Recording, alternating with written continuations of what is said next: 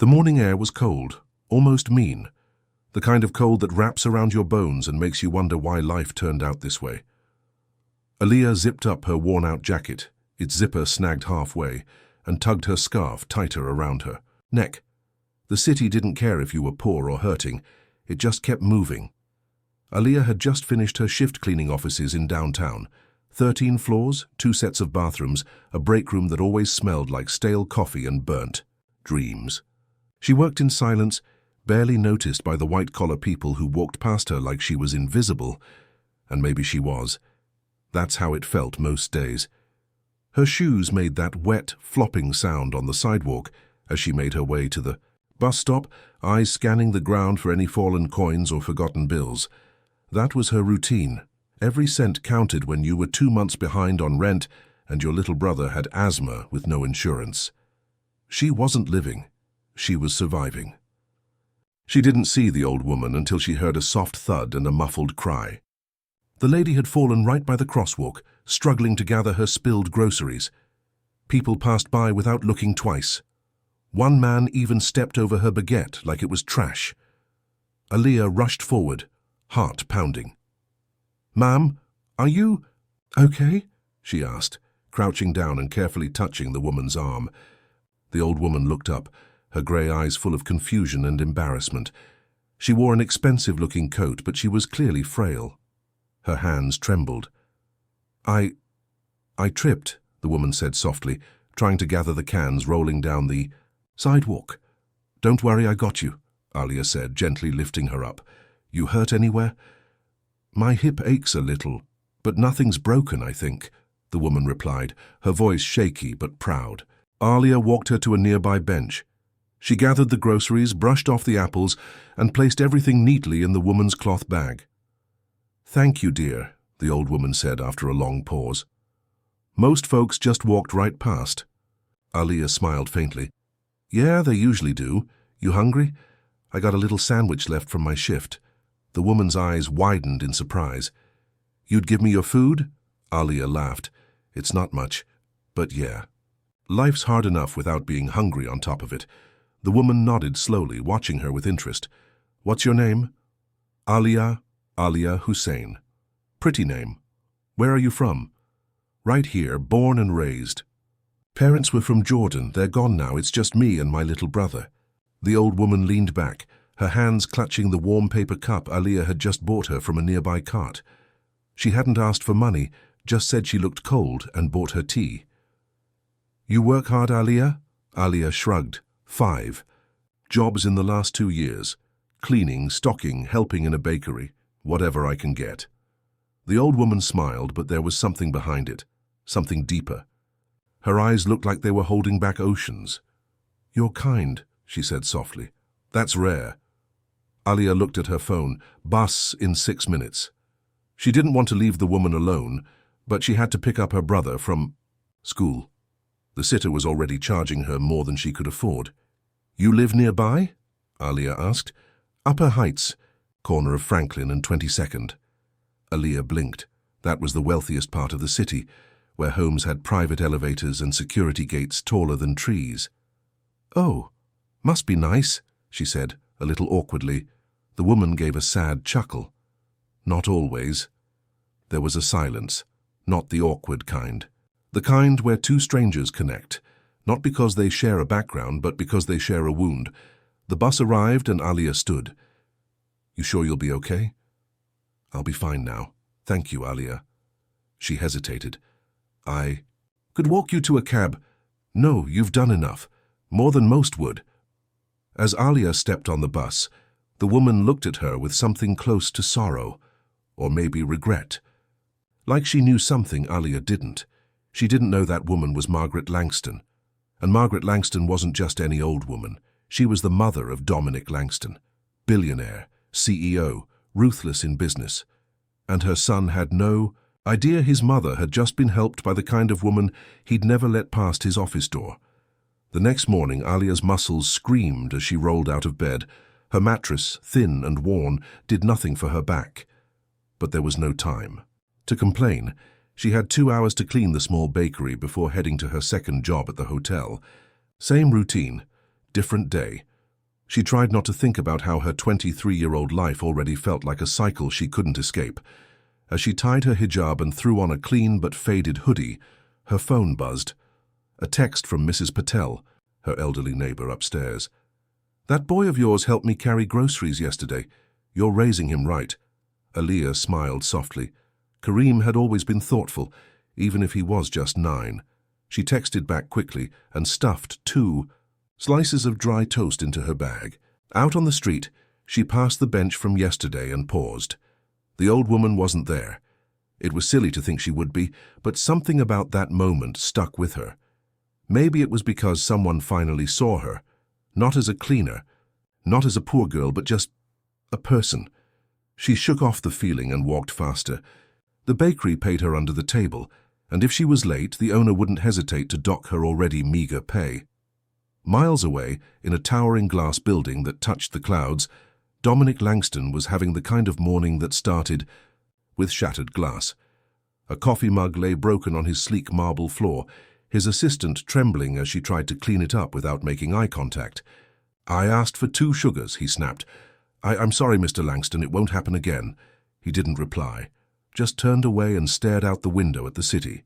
His city, his empire. Langston Enterprises had its hand in everything, from tech to real estate, and Dominic was the ruthless brain behind it. He didn't just close deals, he crushed competition. Investors worshipped him, employees feared him, and yet his penthouse felt colder every day. He hadn't spoken to his mother in over 6 months. She'd refused to move in with him, saying she preferred her independence.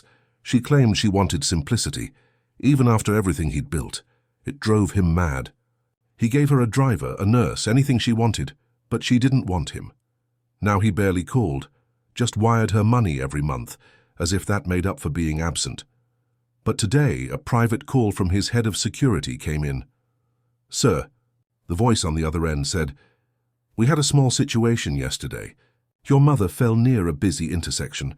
She refused medical care, but she was helped by a young woman. I thought you should know." Dominic frowned. "Why wasn't I informed immediately?" "She insisted you not be told. We only found out through street surveillance later." Street surveillance. He had cameras everywhere, contracts with the city that let him monitor areas near corporate assets. He justified it as security, but truthfully he liked knowing what went on beneath his feet. "Send me the footage," he said, pacing.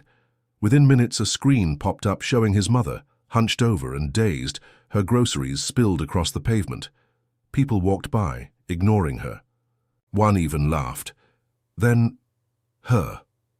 Aliyah. She appeared in the frame like something from another world. Dressed simply, clearly exhausted, but moving with purpose. No hesitation, no fear. She didn't just help his mother. She stayed, sat, even. Gave her tea.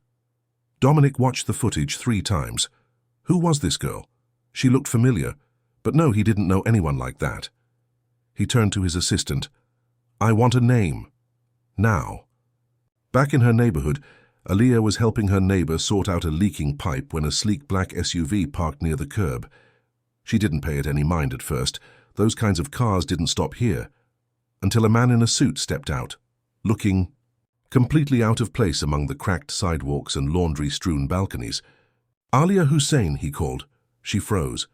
Yeah?" "I've been sent by Mr. Dominic Langston. He'd like to meet you." She blinked, confused. "Langston? The CEO?" "Yes, ma'am. Immediately if you're available." Alia's mouth went dry. "What does he want with me?" "I'm not authorized to say, but he insisted it's urgent." She glanced at Kareem's schoolbook poking out of her bag. She had laundry to do, a shift starting in an hour, and no time for rich men and their whims. But something in her gut told her to go. Something told her that whatever was waiting on the other end of that ride, it wasn't about money. It was about something deeper. And maybe, just maybe, it would change her life forever. The car ride felt like a dream wrapped in silence and tinted windows. Talia sat stiffly, her fingers clenched around her cheap phone like it was a weapon. Every turn the SUV took made her more nervous. She'd never even seen the inside of a luxury car before, and now she was being driven uptown like some kind of VIP. The driver didn't speak much, just polite nods and short answers when she asked where they were going. Eventually, the car pulled into a private underground garage beneath a massive skyscraper. Steel, glass, and concrete stretched into the sky above, disappearing into clouds. "This way, Ms. Hussein." She followed the man into a private elevator. It moved so smoothly she barely felt it rise. When the doors opened, she was staring into a world she didn't even know existed. Marble floors, soft lighting, quiet. Classical music playing somewhere in the background. Not a single speck of dust. She felt out of place, like a smudge on a perfect canvas. A tall woman with sharp cheekbones greeted her with a cool smile. "Right this way, Mr. Langston is waiting." Alia hesitated. Everything in her told her to run, but curiosity kept her feet moving. When she entered the office, her breath caught. He stood by the window, back turned, looking out over the city like a king surveying his kingdom. His suit was dark and expensive, his posture calm but somehow intimidating. This was Dominic Langston, the man whose face had been on every magazine cover, whose name was whispered with awe and fear in business circles. She cleared her throat. He turned. Their eyes met. And for a second, neither of them said anything. He studied her like he was trying to solve a puzzle. She stood tall even though her legs trembled. "You're Alia Hussein," he said finally. Yeah, I am.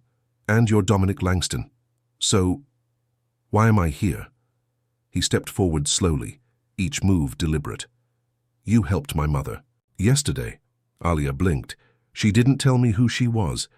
"I know, she tends to hide things." His tone softened just a bit. "She also tends to avoid people, but for some reason, she let you in." Alia shrugged awkwardly. "She fell. I just did what anyone would do." He raised an eyebrow. "Anyone? The footage says otherwise. You gave her your food, bought her tea, sat with her. You weren't just helping." He paused, voice dipping. "You were kind." She didn't know what to say to that. Kindness wasn't something she did for praise. It was survival. It was habit. "I didn't know she was your mother," she said finally. "She doesn't like to be treated special." "Well," Alia said, crossing her arms, "she wasn't. She was cold, she was hurt, and she looked lonely, that's it." Dominic gave a slow nod. "She hasn't smiled in months, but she did after she met you." Alia looked away, not sure where this was going. "Okay. So you brought me here to say thank you." He gave a small smile, if you could call it that, more like a flicker of emotion. Something like that. A moment of silence passed. Then he said, "You work how many jobs?" "3, sometimes 4. Depends on the week." "Any family? Little brother? I take care of him." He nodded again, thoughtful. Then he walked behind his desk and pulled out a thin envelope. "I want to offer you something," he said, placing it on the table. "Before you say no, just open it." She approached cautiously and opened the envelope. It was a job offer, full-time, executive assistant, benefits, salary that made her blink twice to be sure she read it right. She laughed, actually laughed. "You're joking." "I'm not." "Why? You don't even know me." "I know what I saw. And I know that people like you, real people, don't get chances like this very often. I'm offering one." She stared at the paper, then at him. "There's got to be a catch." "No catch, except you'll have to deal with me." "And your temper," she said, one brow raised. He smirked. "That too." She stepped back. "I don't need charity. This isn't charity, it's recognition. You showed up when no one else did. You cared. That matters to me." And to her. Her throat tightened. She should say no. People like her didn't belong in places like this. But then again, people like her weren't supposed to be in this office either. And yet, here she was. She looked him dead in the eyes. "I'll think about it." His smile widened just a bit. "Good. I like people who think." As she turned to leave, he said, "Alia?" She paused. "She asked about you today. My mother. First time she's asked about anyone in years." Alia didn't reply, just walked out of the office with the offer in her hands, and a feeling in her chest she couldn't quite name. Something was beginning. She just didn't know if it was a dream or a trap, 2 days passed and Aliyah hadn't made a decision. The job offer sat untouched in a drawer under a pile of bills and school notices. She had stared at it that night, until her eyes blurred. Part of her wanted to rip it up, afraid of what it meant. The other part, quieter but louder in her heart, kept whispering, "This might be your way out." She hadn't told anyone, not Kareem, not Mrs. Patel, not even her reflection in the mirror. It felt like a secret too big to say out loud, like speaking it might break it. But her anxiety was growing like a fire behind her ribs. What if it was a test? What if she failed? What if the moment she stepped through that glass building again, everyone would look at her like she didn't belong? That Sunday morning, she decided to go for a walk, thinking it might help her clear her mind. The streets were quieter than usual. Families were sleeping in, couples sipping overpriced coffee. Aliyah wrapped her scarf tighter and wandered further than she meant to, until she found herself outside a familiar gate. The Upper Heights, Franklin and 22nd. She stared at the giant security fence. Inside, massive homes hid behind carefully. Trimmed hedges and guards in black suits. She didn't even know why she was there until she saw her. Margaret Langston. The old woman was standing in the garden of a grand estate, holding a small watering can. Her frail hands trembled slightly as she tried to tend to a pot of orchids. Aliyah hesitated, then slowly approached the gate. Margaret looked up. For a moment she squinted, unsure. Then her eyes lit up. "Aliyah!" The gate buzzed open before she could speak. The woman motioned her in like an old friend. "What are you doing all the way up here?" Margaret asked, surprised but clearly pleased. "I was walking," Aliyah said, embarrassed. "I didn't know I'd find you here. Come, sit with me." Margaret pointed to a bench beneath a blooming cherry tree. "You came at the perfect time. I was just about to make tea." Moments later, Aliyah found herself holding a delicate porcelain cup, worth more than her monthly income. The tea smelled like mint and jasmine. "I wasn't sure I'd ever see you again," Margaret said gently. Aliyah smiled, but it didn't reach her eyes. "Your son tracked me down." Margaret's smile faded. "Of course he did." "He offered me a job," Aliyah said, looking directly at her. "At his company. High salary, benefits, everything." "And you haven't taken it?" Aliyah shook her head. "I don't know why. It feels like, I don't know, like it's not meant for someone like me." Margaret leaned forward slowly, setting her cup down. "Let me tell you something, dear," she said. "I used to think that too. When I married into money, everyone reminded me every single day that I didn't come from it. I was a teacher from a small town. His family called me the charity case." Aliyah's eyes widened. "Really?" Margaret nodded. "And I kept thinking I'd wake up one day and they'd send me back. But you know what I learned?" "What?" "Being kind, being real. It's a threat to people who only know how to buy power. They don't know what to do with people like us, so they either try to crush us or hide us." The old woman leaned closer. "Don't let anyone convince you you're not worthy of a better life just because they were born with more." Aliyah swallowed hard. Her fingers tightened around the cup. "But your son, he's different from you." Margaret's expression changed slightly. Not sad, but disappointed. "Yes, he is. He built himself on strength, but not always the right kind. Sometimes I think he's forgotten what kindness looks like, until now." "Why me?" "Because you gave it to him without knowing you were giving it to him. Through me." They sat in silence for a moment, the only sound the soft rustling of tree leaves above. Then Margaret smiled faintly. "You've already changed something in him. He'll never admit it, but I saw it in his eyes when he mentioned you." Aliyah bit her lip. "I just don't want to be used, or be part of something I don't understand." Margaret gently took her hand. "Then make him understand, on your terms." Aliyah stood a few minutes later, her heart heavy but clearer than before. Margaret walked her to the gate, eyes filled with something unspoken. As she stepped back, onto the sidewalk her phone buzzed. "Dominic Langston. If you're still thinking, as my office is open, tomorrow noon, one conversation." "No pressure." Aliyah stared at the message. Then she typed back, "I'll be there." Something had shifted. This wasn't about a job anymore. It was about what she would do with a door that had finally opened, one that could lead to everything or destroy her completely. Monday noon came faster than Aliyah expected. She hadn't slept much.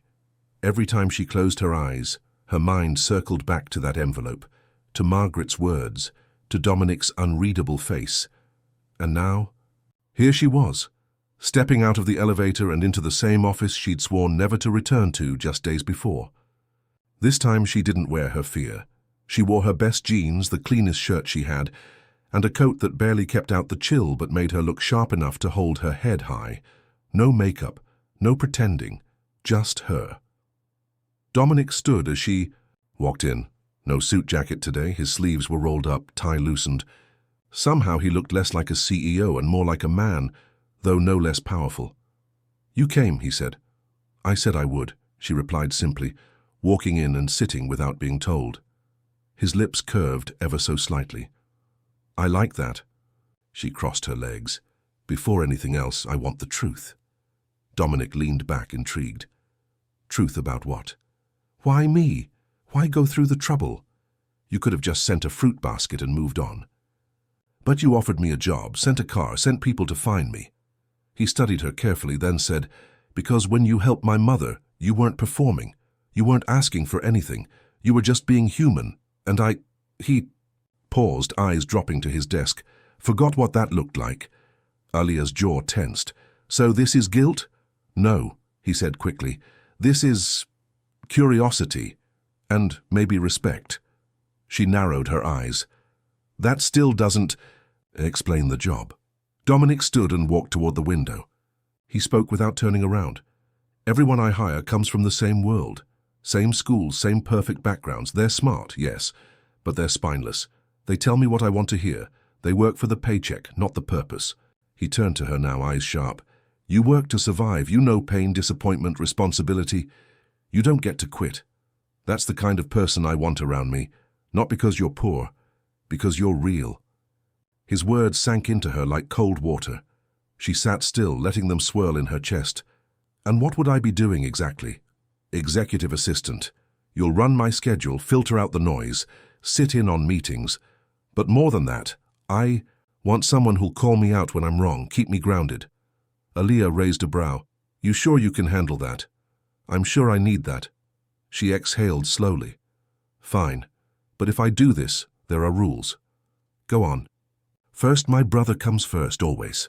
If he needs me, I leave, no questions. Done. Second, I don't play office games, no fake smiles. No pretending I'm impressed. I prefer honesty. Third, if I ever feel like this is charity or pity, I'm out. Fair." She leaned forward. "And lastly, don't expect me to worship you just because you have a building with your name on it." Dominic laughed, not a full laugh, just a sound like he hadn't let himself do it in years. "You're hired." Aliyah stood and shook his hand. His grip was firm, warm, but not overpowering. "You start tomorrow," he added. 7 a.m. "Of course," she muttered. "Rich people hours." As she turned to leave, he called out, "Aliyah." She looked over her shoulder. "My mother hasn't stopped talking about you. She's a good woman."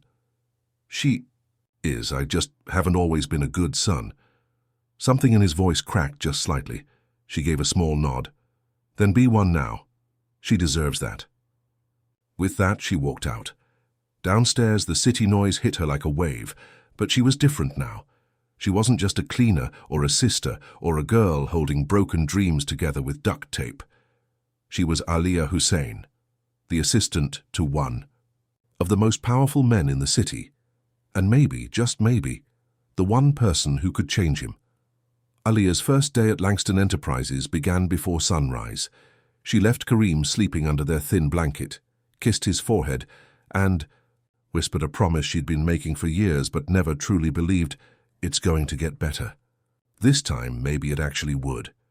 The building's massive glass doors opened automatically as she walked in, and the receptionist, stiff, polished, and far too perfect, smiled with rehearsed politeness. "Welcome to Langston Enterprises. Ms. Hussein, "Mr. Langston is expecting you." She was escorted up to the 80th floor. As she stepped off the elevator, she noticed how every person she passed, well-dressed assistants, young executives with overpriced watches, stared at her. Some with curiosity, some with confusion, a few with judgment in their eyes. They could smell it. She didn't belong here, but she walked like she did. Dominic's office door was already open. He stood at his desk, reading something on a tablet, but glanced up as soon as he saw her. "You're early," he said. 7 a.m. sharp, she replied, tossing her bag beside the desk. "Didn't want you thinking I'd flake." He smiled, just barely. "Good. Let's get started." The first hour was a blur of calendars, briefings, and schedules so tight they made her dizzy. Dominic moved fast, talked faster, and demanded precision. He wasn't cruel, just relentless. At 10 o'clock, she noticed something odd. His tone changed during a phone call, polite, almost warm. "Who was that?" she asked when he hung up. "My mother," he replied. "She asks about you every morning now." Alia smiled, surprised. "She's sweet." "She's tough," he corrected. "Used to fight off my father's arrogance with nothing but sarcasm and tea." The day pressed on, and she watched him work. Cold efficiency, ruthless logic. He never wasted a word. But between those sharp edges, she saw cracks, small signs of something human trying to push through. Around noon, while reviewing merger documents, she asked him without looking up, "Do you ever smile?" He glanced at her. "Excuse me." "You know, like a real one. Not that half smirk you throw out to scare interns." He actually paused. "I haven't had much reason to. Maybe you should find one. Are you volunteering for that job too?" "Depends. Does it come with dental?" He shook his head, amused. By the end of the day, she was exhausted. Her brain hurt. Her feet ached, and her stomach reminded her she hadn't eaten anything since a single granola bar at dawn. As she was gathering her things to leave, Dominic called out, "Dinner!" She froze. "Dinner? There's a client dinner. I need someone who can keep me from strangling the board chair." She raised a brow. "And you picked me. You're the only person I know who'd call me out in public without flinching." "True." He looked at her, expression unreadable. "Plus, I trust you." That caught her off guard. She looked at him, really looked. He was a man, used to walls, polished, guarded, always in control. But now something in his voice made her chest tighten. "All right," she said quietly, "but I'm not wearing heels." "Good. I hate fake things." That evening, the restaurant was glass and steel, perched on the 70th floor of a tower that practically kissed the clouds. She wore a simple black dress Mrs. Patel had altered for her. It wasn't fancy, but it was clean and it fit. She paired it with old flats that had seen better days, but wouldn't kill her feet. The clients arrived, 3 older men in designer suits grinning like sharks. Alia quickly realized they weren't here to talk business. They were here to test Dominic, push boundaries, show him who had power. And when one of them made a snide comment about the help sitting at the table, she clenched her fists under the tablecloth.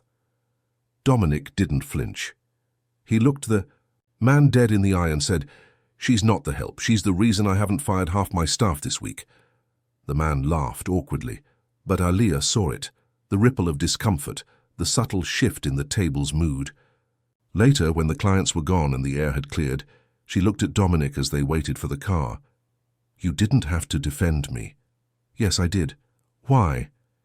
He looked at her then, under the city lights. "Because I respect you, and because I wanted you to know. You belong." Alia looked away, heart thudding in her chest. This wasn't just a job anymore. Something deeper was building here, something fragile and dangerous. 3 weeks passed like a blur, early mornings, late nights, a rhythm of emails, board meetings, and guarded conversations. Alia adjusted faster than she expected. The office, that once felt like a throne room of unreachable power, slowly became familiar ground. She learned the personalities of the department heads, figured out who was trustworthy, and, most importantly, how to read Dominic Langston. He was still cold most days, still blunt, still a machine when it came to business. But he was different with her. He asked how her brother was doing. Once, when she came in with tired eyes, he had a warm croissant waiting on her desk. He never said it was from him, but she knew. She saw the way he paid attention to things he never commented on. And yet the more they grew closer, the more Aliyah felt uneasy. Not about him, about herself. Because something was shifting inside her. And she didn't know if she was falling for the job or for the man. One rainy Friday, after an exhausting day of back-to-back meetings and investor calls, Dominic stood by his office window long after the staff had gone. Aliyah was still packing her bag, too tired to rush home just yet. "You never told me," he said quietly, his back to her, "how your parents died." The words hit her like cold water. She looked up, startled. "That's out of nowhere." He turned slowly, face unreadable. "I've been curious, but I didn't ask, not until now." Aliyah sat back down, her hand resting on her bag strap. The office was dim, shadows dancing along the walls as rain tapped gently against the glass. "My dad got sick. Couldn't afford treatment. Cancer spread before we even knew it was there. He died when I was 15. Dominic said nothing, just listened. "My mum worked herself to death after that. Cleaning houses, hospitals, 14-hour days. One day she didn't wake up. Heart gave out. Kareem was only 4. She took a shaky breath, eyes fixed on her hands. I was 17, no family. No help, just me and a boy who needed to eat." Dominic looked at her, eyes softer than she'd ever seen. "I'm sorry." "Don't be, I'm not." She met his gaze, something fierce in her voice. "I've done things I'm not proud of. Taken jobs that broke me. Lived on food I wouldn't feed a dog. But I never gave up. I never walked away from Kareem." Dominic walked over slowly and sat across from her. Not behind his desk, right across. Equal. "You're stronger than most CEOs I've met," he said. She laughed softly. "You barely know me." "I know enough." A silence settled, heavy but not uncomfortable. Then he said, "What about college dreams? There must have been something you wanted before life took over." She hesitated. "I used to want to be a writer. Stories, fiction. I'd stay up reading while Kareem snored next to me. Made-up worlds were the only escape I had." He leaned forward slightly. "What happened?" "I grew up." He frowned. "That's not fair." "No," she said quietly. "But it's true." He looked at her for a long time, as if trying to rewrite everything he thought he knew about her. Then came the question she didn't expect. "Do you trust me?" She froze. "Not completely, but more than I should." He nodded, accepting that, maybe even respecting it. Then he reached into his drawer, pulled out a small file and slid it toward her. "What's this?" "A chance to finish something. I pulled some strings. There's a writing scholarship. Night classes. Flexible. Schedule. You'd still work here, but part-time." Her heart jumped. She opened the file with trembling fingers. It was real. School. Funding. A path she'd long buried. "I didn't ask for this," she whispered. "I know," he said. "But maybe it's time someone gave you more than just a job." Her eyes welled with tears she didn't dare shed. "You barely know me," she repeated, voice breaking. He looked her dead in the eyes. "Not true. I see you more clearly than anyone ever has." She stood up abruptly, unsure if she wanted to hug him or run. The room felt too small. Her chest, too full. "I need to think. I wouldn't respect you if you didn't." As she walked out into the rain that night, clutching the scholarship file to her chest, she realized something terrifying. Dominic Langston wasn't just offering her a better life. He was offering her the one she'd been too scared to dream about, and dreams always came with a price. It rained for 3 days straight after that night. Aliyah didn't answer Dominic's messages. She didn't step foot in Langston Enterprises. She didn't even tell Kareem what was going on. She needed time, to breathe, to feel, to ask herself the one question that scared her most. Do I deserve this life? She sat by their tiny kitchen table in their cramped apartment, staring at the scholarship form like it was some alien artifact. It had everything. Her name already filled in, tuition covered, even a note of recommendation attached. His signature, Dominic Langston. The man she once thought was nothing but cold money and sharp edges, had seen her, and she didn't know what to do with that. On the third evening, while walking Kareem home from the library, she saw the same black SUV parked by the curb. Dominic was standing there in the rain without an umbrella. She stopped. Kareem stared up at the tall man in the expensive coat, confused. "You know him," he whispered. "Yeah," Aaliyah replied. "That's the CEO." Kareem's eyes widened, like he was staring at a movie star. Dominic stepped forward, rain dripping from his hair. "I didn't want to call again. Thought I'd show up." Aaliyah looked at him soaking wet, and for the first time since she met him, he looked small. Not weak, but human. "You're going to catch pneumonia," she said. "Maybe, but I figured if I waited long enough, you'd talk to me." She looked down at Kareem. "Go upstairs. I'll be right behind you." He hesitated, then ran off toward their building. She crossed her arms. "What are you doing here, Dominic? I needed to say something, in person. Okay. I gave you that offer because I saw something in you. Not pity, not charity, clarity. You don't fake things. You don't hide behind money. Or masks. I need that around me. I need you." She shook her head. "And if I take that scholarship, I lose the job, right?" "No. You work part-time. I'll make it fit. I'll pay you the same. And no, it's not unethical, it's earned."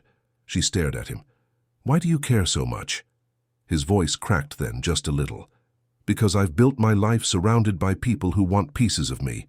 You're the only person who gave something without asking for anything back. And it reminded me of who my mother used to be before I disappointed her." Aaliyah blinked. "I can't fix the way I was raised, but I can start fixing the way I live." "And where do I fit into that?" He looked at her, eyes raw, open. "I don't know, but I want to find out." She laughed softly, shaking her head. "You think a poor girl like me can belong in your world. I think your world is the only real one I've ever stepped into." The silence stretched, thick with unsaid things. Then she said, "I'm scared." "So am I," he replied. "But if you say yes, I'll make damn sure you never regret it." Her hands trembled. The rain kept falling. And then, for the first time in her life, she said yes to something that terrified her. She said yes to hope.